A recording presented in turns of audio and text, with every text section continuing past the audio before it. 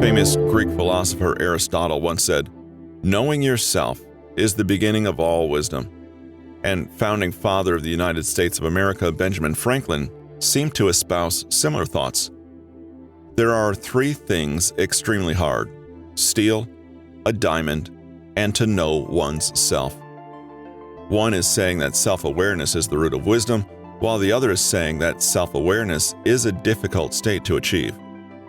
Of course, this book is not necessarily about self-awareness, but we know that the process of gaining self-awareness is similar to getting to read and analyze people better. It's also just as difficult. This chapter focuses on what we can discover about others through directly asking them indirect questions. From there, we can learn much about people based on their answers.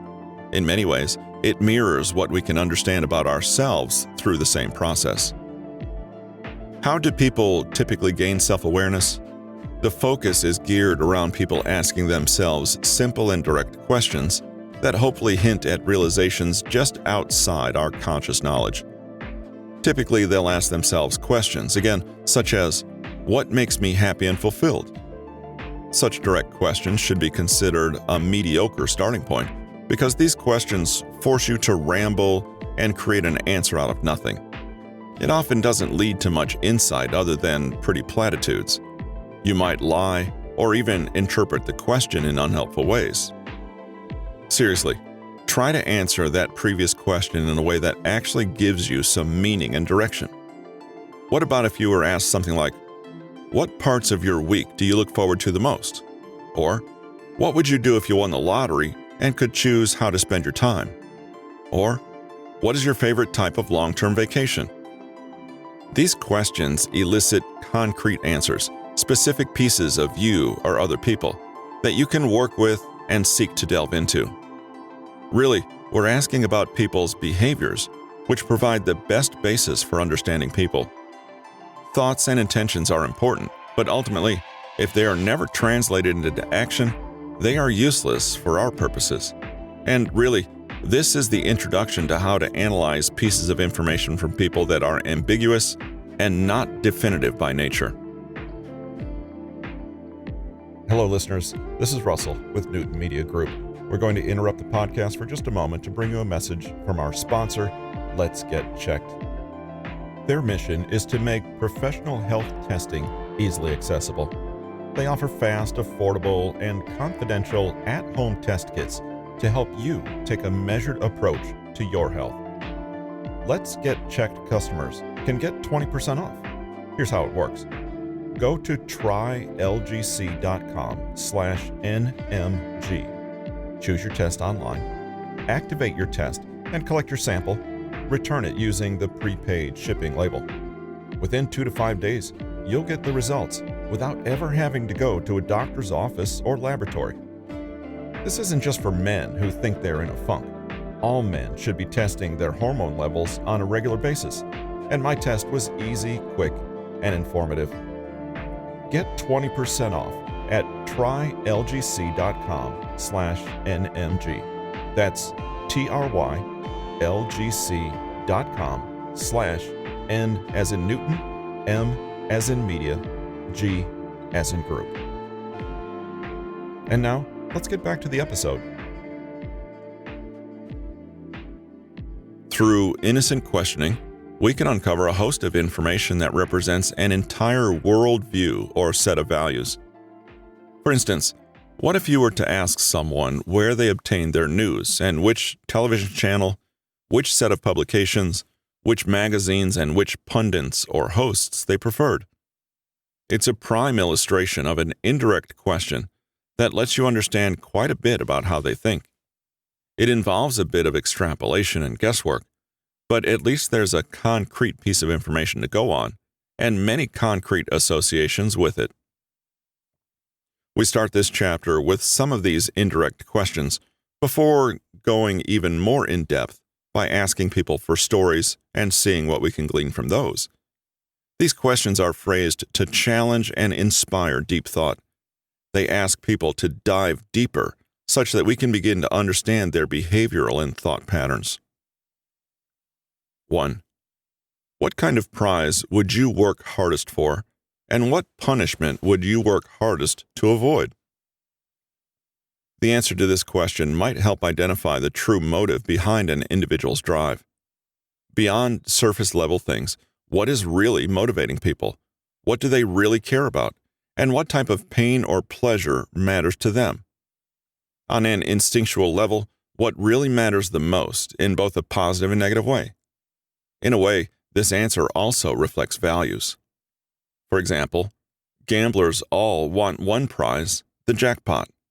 They try and try again, whether it be with scratchers or slot machines, to try and win the big money prize. Are they motivated by winning back their losses? Is their hope to become richer than they can imagine? Do they actually want it, or are they filling a void and keeping themselves distracted? Why are they working so hard? You might surmise that their motivation is the thrill and rush of the risk involved.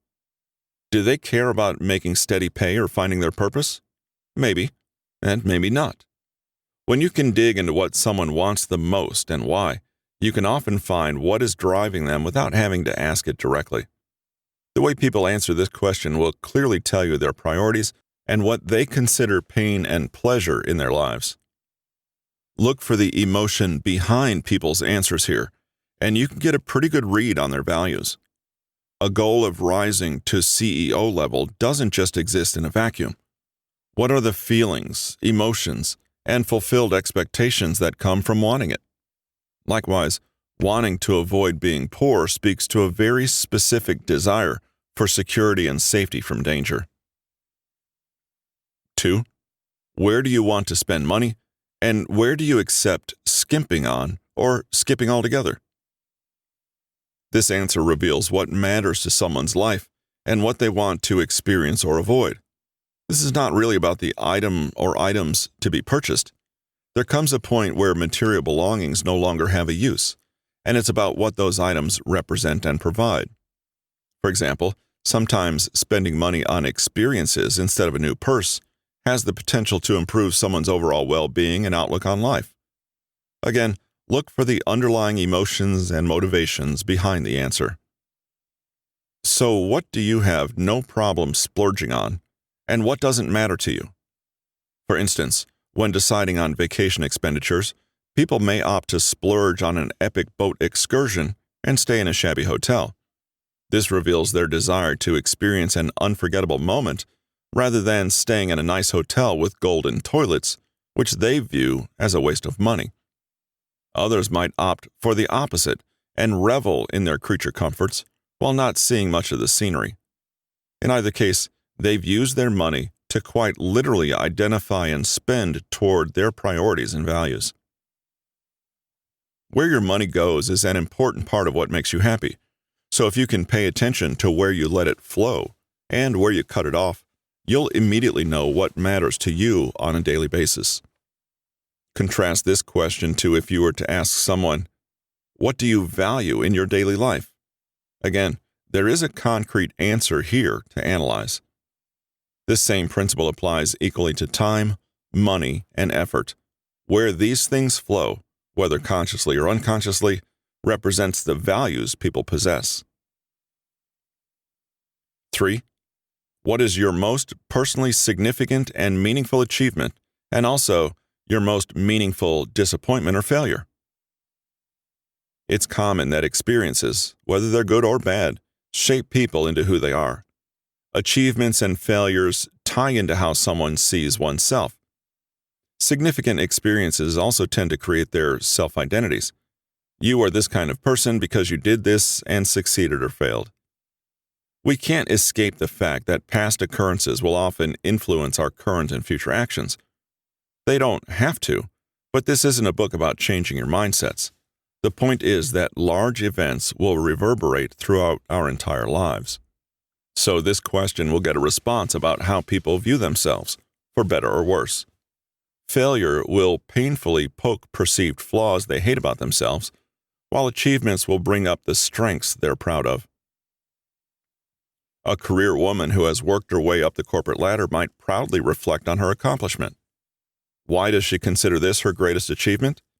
Because she values independence, resilience, and determination, and that's exactly what it takes to get to that career pinnacle. She looks back to the things she did in order to get that corner office, and she feels positively about them. Thus, the answer about her career accomplishments is actually a story about the positive traits she utilized in reaching that point, her self-identity. You can imagine that the same negative type of self-identity might unfold if the same woman were to talk about her failures and ended up in a job that she despised. Those are the exact things she hates the most. The way that people answer this question shows who they want to be, and this is reflected in exactly how their expectations have either been fulfilled or not. 4. What is effortless and what is always exhausting? This is a question that's designed to better understand what people actually enjoy. Something that is effortless isn't always an innate talent, but rather an indication that they enjoy it. On the other hand, something that is always exhausting is not always about people's lack of competency, but rather a distaste for the actual activity. Thus, answers to this question can indicate where people find natural joy and enjoyment, even if they don't realize it themselves. For instance, as a baker answers this question, she may recognize her rather mediocre capacity for creativity for blending ingredients together to make a dessert. Although she is above average, she is not naturally talented at it, and it has been very difficult for as long as she can remember. She was not innately talented with culinary creativity, and yet she finds joy in it such that she is always driven to it. It's challenging, but effortless in a way that she doesn't grow tired of. On the other hand, she may have a natural talent in understanding and following traditional recipes, yet it is not something that she values or particularly cares about. If we were to look at only her innate talents, we would conclude that she should stick to only executing the dishes of others, but it's simply not what she values. As mentioned previously, wherever our time, effort, energy, and money goes, such are our values.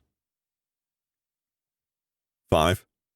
If you could design a character in a game, what traits would you emphasize and which would you ignore? This question asks what people see as their ideal self, and also what they feel is less important in the world. Imagine that you have a limited number of points to give a person, but 6 traits to spread the points across. Which will you choose to emphasize and bolster, and which will you choose to leave average or even lacking? Suppose you have the ability to choose between the traits of charisma, academic intelligence, sense of humor, honesty, resilience, and emotional awareness. The traits you'd choose to put the maximum number of points in is how you'd like others to see you. It may represent your current composition of traits, or it might be completely opposite to who you currently are. In either case, it's more than likely that this either represents how you see yourself or how you would like to see yourself. And the other traits? Well, they simply matter less. In turn, they seek out people with those traits they like and are less keen to seek out those with the other traits. There are probably stories behind each of the traits that people might choose as well. A related question to ask others is, what traits are common in other people? This question comes from a 2010 psychological study by Dustin Wood, in which he found that people tended to describe others with similar traits as themselves. Presumably, this is because people tend to see their own qualities in others. No one believes that their mental makeup of traits is uncommon, and thus, they believe everyone has a similar perspective and way of thinking as them. Answers to this question are a direct insight into what traits people believe they have, for better or worse. From there, you know what kind of approach they have to the world: kind, generous, distrusting, mischievous, or even ill-spirited. 6. What charity would you donate millions to if you had to? Answering this question forces one to answer what they care about in the world at large, rather than just in their own life. Will you donate to an animal shelter or a charity for cancer? Perhaps you would sponsor a child from a third world country. They all say very different things. You might have had a first or secondhand experience with any of these causes. Whatever the case, it shows what matters when people start to think outside of themselves. You can see a whole sector of the world that they are concerned about, and this allows you to see how they view their place in the world. In other words, whose interests do they tend to prioritize or be motivated by? As always, look to the underlying emotion. Being able to ask these questions evokes a deeper connection to people's values, ideas, and awareness. The purpose of asking these is to, again, examine behavior. These questions guide a person in thinking about the most relevant aspects of his or her character. They also make people think beyond predictable statements and organically stimulate more meaningful thought. Look beyond the answers and read between the lines. Critical thinking, evaluation, and reflection are the key skills at play here.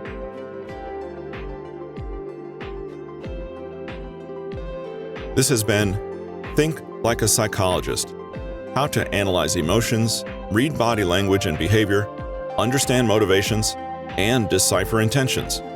Written by Patrick King, narrated by Russell Newton. Copyright 2019 by Patrick King. Production copyright by Patrick King.